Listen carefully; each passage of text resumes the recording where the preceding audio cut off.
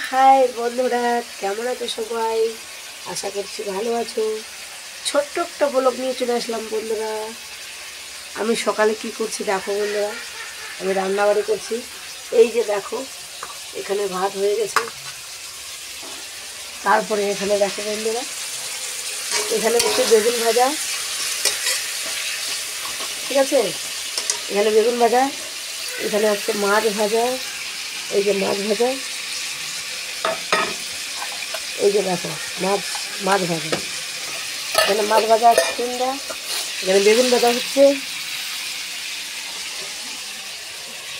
তারপরে এখানে হবে শাক ভাজা, তারপরে ধনিয়া পাতা দিয়ে, কাঁচা লঙ্কা দিয়ে, রসুন দিয়ে, এই যে রসুন দিয়ে, পেঁয়াজ দিয়ে, এই যে কাঁচা লঙ্কা দিয়ে, একটা টমেটো দিয়ে একটা চাটনি হবে বন্ধুরা।